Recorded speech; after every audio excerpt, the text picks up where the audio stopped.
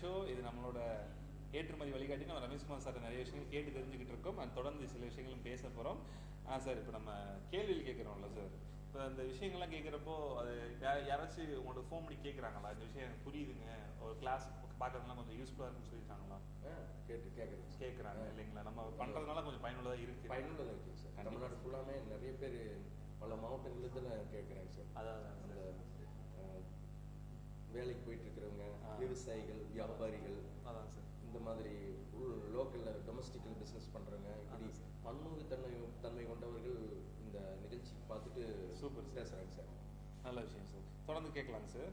Sir, இந்த paper கப்புகளாக இருக்கலாங்க sir, அதை எப்படி எக்ஸ்போர்ட் பண்ணலாம் சார்? அதை பற்றின விவரம். பேப்பர் கப்புகள் வெளிநாடுகளில் உள்ள மக்களில் அன்றாட உபயோகப் பொருளாக உள்ளது. பேப்பர் கப்புகளுக்கு வெளிநாடுகளில் அதிக தேவையுள்ளது. இயற்கையான முறையில் தயாரிக்கப்பட்ட பேப்பர் கப்புகள் டீ, காஃபி அருந்துவதற்கு பயன்படுத்தப்படுகிறது. தடிமனான கப்புகள் வெளிநாட்டு நிறுவனங்களின் லோகோ அச்சிடப்பட்ட பேப்பர் கப்புகள் ஏற்றுமதி செய்யப்படுகின்றன. பேப்பர் கப்புகள் சிறந்த முறையில் ஏற்றுமதி செய்யலாம், நல்ல லாபம் கிடைக்கும். Super sir. சார், இப்போ நம்ம அடுத்து என்ன கொஸ்டின் சார், இப்போ ஏற்றுமதி செய்யறோம்ல சார், ஏற்றுமதி செய்யறப்போ டைமிங் ஒரு கண்டிப்பாக தேவைப்படும். இல்லை பகுதி நேரம் அந்த பார்ட் டைமில் செய்கிறவங்களுக்கு யூஸ்ஃபுல்லாக இருக்கும். அதை பற்றின விவரங்களை பற்றி சொல்லுங்கள் சார். ஏற்றுமதி தொழிலை பகுதி நேரமாகவும் தொடங்கி சிறந்த முறையில் செய்யலாம். உதாரணமாக, தனியார் நிறுவனங்களில் வேலை செய்பவர்கள் ஏற்றுமதி தொழிலை பகுதி நேரமாக தொடங்கலாம். வேலையிலிருந்து வீட்டிற்கு வந்தவுடன் மாலை நேரத்தில் ஒரு 2 மணி நேரம் ஏற்றுமதி தொழிலுக்கு என்று செலவிட வேண்டும். இறக்குமதியாளருக்கு இமெயில் அல்லது வாட்ஸ்அப் மூலம் தகவல் அனுப்புவது, இறக்குமதியாளரிடமிருந்து வரும் தகவல்களுக்கு பதில் அனுப்புவது, இறக்குமதியாளருக்கு விலைப்பட்டியல் அனுப்புவது, ஏற்றுமதி செய்வது வரை அனைத்து வேலைகளையும் செய்யலாம். சனி, ஞாயிறு விடுமுறை நாட்களில் ஒரு 3 மணி நேரம் 4 மணி நேரம் என்று அதிகமான நேரம் செலவிடலாம். இப்படி நீங்கள் எந்த வேலையில் இருந்தாலும் பகுதி நேரமாக ஏற்றுமதி தொழிலை தொடங்கி செய்யலாம். ஏற்றுமதி தொழிலில் நல்ல வளர்ச்சி அடைந்த பின் முழு நேர ஏற்றுமதி தொழிலை வெற்றிகரமாக செய்யலாம். சூப்பர் இல்லையா? ஸோ பார்ட் டைமாக ஸ்டார்ட் பண்ணி கூட அப்புறம் ஃபுல் டைமாக மாற்றிக்கலாம்னு சொல்கிறாங்க. நல்ல விஷயம் தான் இல்லையா சார்? Super sir. சார், இப்போ இந்த அழகு சாதன பொருட்கள்லாம் இருக்கலாங்க சார், அழகு சாதன பொருட்கள்லாம் எப்படி எக்ஸ்போர்ட் பண்ணுறாங்க, அதை பற்றின விவரங்களை பற்றி சொல்லுங்கள் சார். அழகு சாதன பொருட்கள், காஸ்மெட்டிக் ப்ராடக்ட்ஸ் சிறந்த முறையில் ஏற்றுமதி செய்யப்படுகின்றன.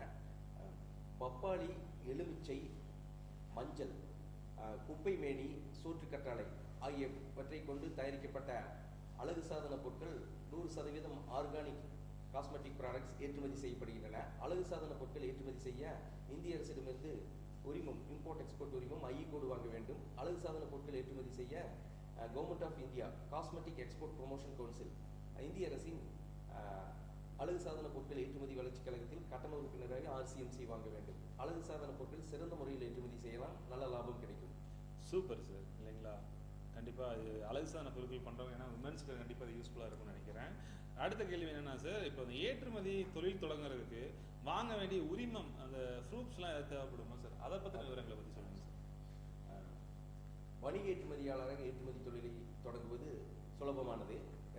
வீட்டிலேயே ஏற்றுமதி நிறுவனம் தொடங்கலாம். ஏற்றுமதி நிறுவனத்திற்கு நல்ல பெயரை தேர்ந்தெடுத்துக் கொள்ள வேண்டும். அதற்கு பின் இந்திய அரசிடமிருந்து இம்போர்ட் எக்ஸ்போர்ட் உரிமம் ஐஇ கோடு வாங்க வேண்டும். ஒரு ஐஇ கோடு வாங்கி கொண்டு பன்முகத்தன்மை கொண்ட பொருட்களை ஏற்றுமதி செய்யலாம். உதாரணமாக காய்கறிகள், நறுமணப் பொருட்கள், ஆடைகள், கைவினைப் பொருட்கள் என்று பன்முகத்தன்மை கொண்ட பொருட்களை ஏற்றுமதி செய்யலாம். சூப்பர், பார்த்துக்கோங்க. ஸோ அப்போ வந்து பன்முகத்தன்மை கொண்ட பொருட்களையும் நம்ம ஏற்றுமதி செய்யலாம் இல்லைங்களா? ஒரு ஐஇ கோடு வாங்கிட்டு சூப்பர் சார், சூப்பர் சார். ஒரு ஐஇ கோடு வாங்கி கூட நிறைய விஷயங்கள் யூஸ் பண்ணிக்கலாம்னு சொல்கிறாங்க. நல்ல விஷயம் தான் இல்லையா சார்? இப்போ இறக்குமதியாளர் நல்லவரா கெட்டவரான்னு எப்படி சார்? ஏன்னா அந்த ஒரு கமல் படத்தில் கூட வரும், நீங்கள் நல்லவரா இல்லை கெட்டவரான்னு சார் கேள்வி வரும்ல சார். அப்போ எப்படி சார் இப்போ கணிக்கிறது? அது எதோ ஜாதகம் பார்க்குற மாதிரி இருக்குமா? என்ன கான்செப்ட் அது எனக்கு புரியலையே. சொல்லுங்கள் சார். ஏற்றுமதியாளர் டாக்குமெண்ட்ஸ் எகென்ஸ்ட் பேமெண்ட் டிபி முறையில் ஏற்றுமதி செய்யும் பொழுது இறக்குமதியாளர் நல்லவரா கெட்டவரா என்று இறக்குமதியாளரின் நன்னடத்தையை அறிந்து கொண்டு ஏற்றுமதி செய்வது பாதுகாப்பானது.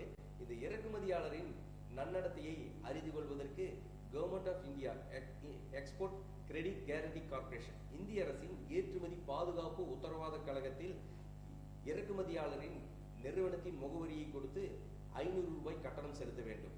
அந்த ஏற்றுமதி பாதுகாப்பு உத்தரவாத கழகத்திலிருந்து இறக்குமதியாளரின் நல்லவரா கெட்டவரா என்ற நன்னடத்தையை டாக்குமெண்ட், ரிட்டனில் டாக்குமெண்டாக கொடுப்பார்கள். இறக்குமதியாளர் நல்லவர் என்று அலுவலகத்திலிருந்து கொடுத்தால் தாராளமாக இந்த டாக்குமெண்ட்ஸ் அகைன்ஸ்ட் பேமெண்ட் டிபி மெத்தடில் ஏற்றுமதி செய்வது பாதுகாப்பானதாக இருக்கும். ஓ சூப்பர் சார். இதை வச்சு நம்ம கண்டுபிடிச்சிடலாம் அவரை நல்லா வரா இல்லை கரெக்டாக வரா. Super sir. அடுத்த கேள்வி என்னன்னா சார், இந்த விளையாட்டு பொருட்கள்லாம் இருக்கலாங்க சார், கேம்ஸு அந்த மாதிரி விஷயங்கள்லாம் யூஸ் பண்ணுறப்ப அந்த விளையாட்டு பொருட்கள் ஏற்றுமதி வளர்ச்சி அதோட வளர்ச்சி கழகம் பற்றி விஷயங்களை பற்றி சொல்லுங்கள் சார். ஸ்போர்ட்ஸ் குட்ஸ் விளையாட்டு பொருட்களுக்கு வெளிநாடுகளில் நல்ல வரவேற்பும் அதிக தேவையும் உள்ளது.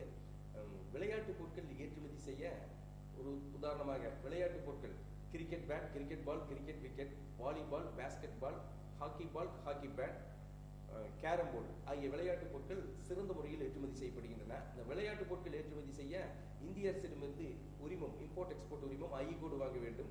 விளையாட்டு பொருட்கள் ஏற்றுமதி செய்ய government of India sports goods export promotion council இந்திய அரசின் விளையாட்டு பொருட்கள் ஏற்றுமதி வளர்ச்சி கழகத்தில் கட்டண உறுப்பினராக RCMC வாங்க வேண்டும். விளையாட்டு பொருட்கள் ஏற்றுமதி செய்யலாம், நல்ல லாபம் கிடைக்கும். Super sir. சார் இப்போ அடுத்த கொஸ்டின் என்னன்னா சார், இந்த ஏற்றுமதி செய்த பின் சார் ஏற்றுமதியாளருக்கு கிடைக்கும் ஆவணங்கள் அதோட பயன்கள் அதை பற்றி சொல்லுங்கள் சார். ஏற்றுமதி செய்த பிறகு ஏற்றுமதியாளருக்கு 4 ஆவணங்கள் கிடைக்கும். Invoice, packing list, shipping bill, bill of lading. இந்த 4 ஆவணங்களும் முக்கியமான ஆவணங்கள். இந்த 4 ஆவணங்களையும் ஏற்றுமதியாளர் இறக்குமதியாளருக்கு வங்கி மூலம் அனுப்ப வேண்டும். பின் ஏற்றுமதியாளர் இறக்குமதியாளருக்கு தபால் அல்லது கொரியர் மூலமும் அனுப்புவது சிறந்தது. Super sir. சார் தொடர்ந்து அடுத்த கேள்வி என்னன்னா சார், இந்த மிளகு ஏற்றுமதி எப்படி சார் பண்ணலாம்? ஏன்னா அது சின்ன சைஸு தான் மிளகு, பட் ஆனால் அதோட வேகங்கிறது ரொம்ப கூடன்னு சொல்லுவாங்க. அது மிளகு ஏற்றுமதி பற்றி சொல்லுங்கள் சார். இந்தியாவில் மிளகு சிறந்த முறையில் சாகுபடி செய்யப்படுகிறது.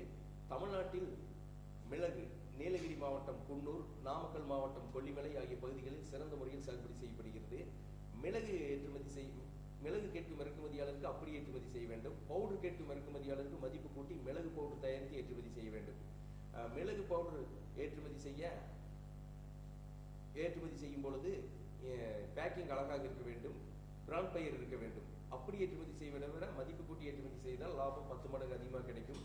மிளகு ஏற்றுமதி செய்ய இந்திய அரசிடமிருந்து இம்போர்ட் எக்ஸ்போர்ட் உரிமம் ஐ கோடு வாங்க வேண்டும். மிளகு ஏற்றுமதி செய்ய government of India spices board இந்திய அரசின் நறுமண பொருட்கள் ஏற்றுமதி வளர்ச்சி கழகத்தில் கட்டண உறுப்பினராக RCMC வாங்க வேண்டும். இந்திய அரசிடமிருந்து பீட்டோ சானிட்டரி சர்டிபிகேட் வாங்க வேண்டும். இந்த பீட்டோ சானிட்டரி சர்டிபிகேட் அந்த மிளகை பூஞ்சை காலம் தாக்கவில்லை என்பதற்கான தரச்சான்றிதழ்.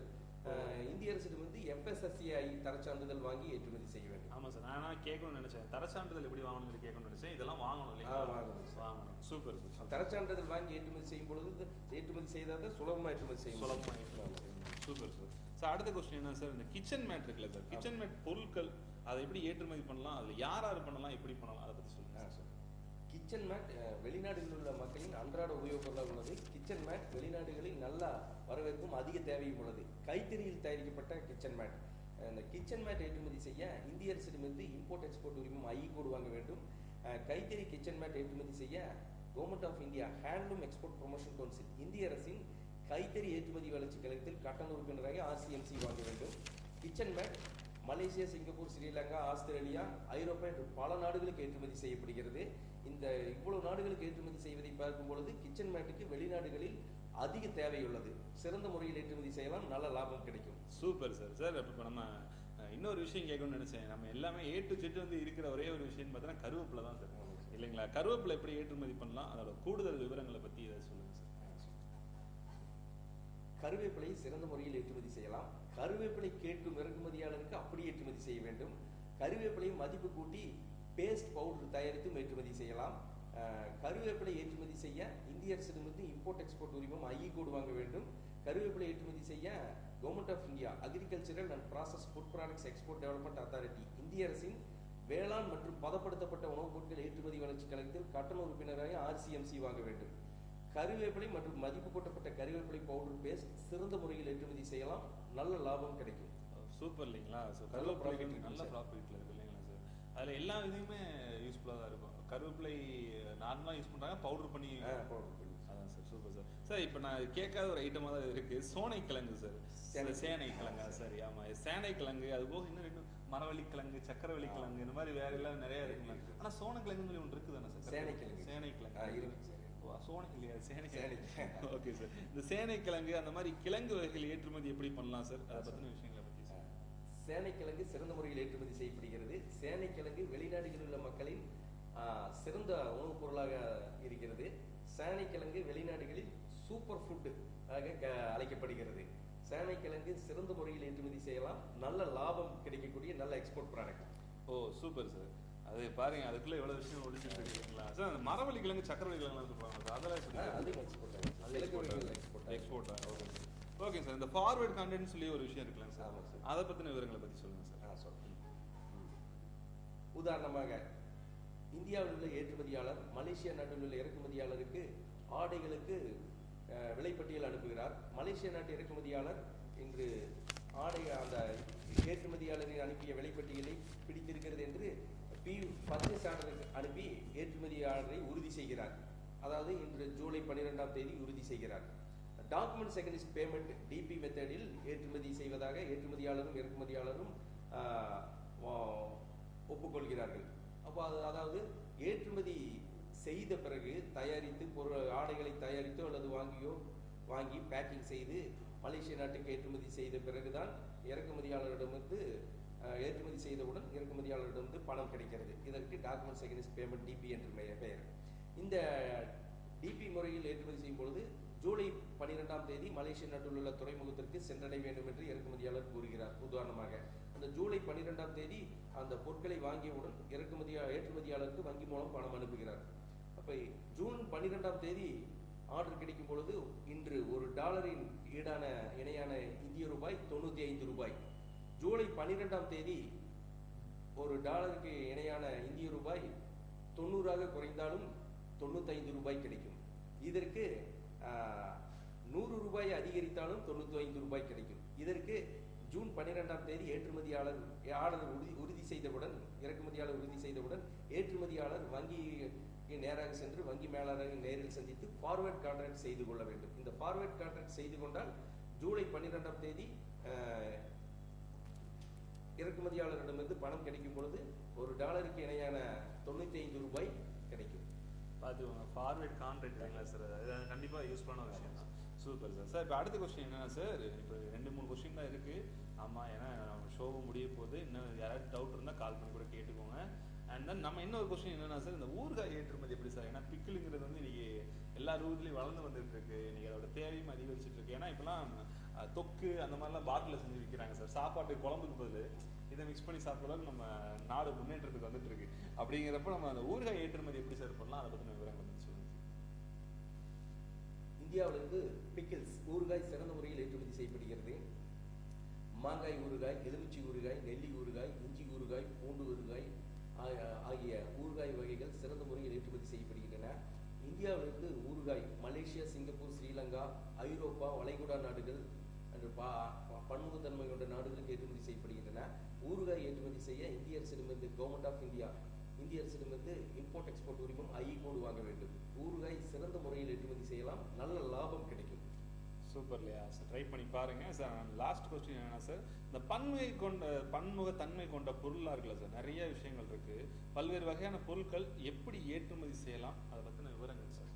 ஏன்னா இன்னைக்கு வந்து கருவேப்பிலை பண்ணுறாங்கன்னா அவன் கருவேப்பிலை மட்டும் பண்ணிட்டு இருக்க போகிறது கிடையாது. திடீர்னு ஒரு ட்ரெஸ் பண்ணலாம்னு ஆசைப்படலாம், இல்லை ஒரு எலக்ட்ரானிக்ஸ் பொருள் பண்ணலாம் ஆசைப்படலாம். அப்படிங்கிறப்போ வந்து இந்த பன்முகத்தன்மை கொண்ட பொருள்கள், பல்வேறு பொருள்கள் எப்படி ஏற்றுமதி பண்ணலாம் சார்?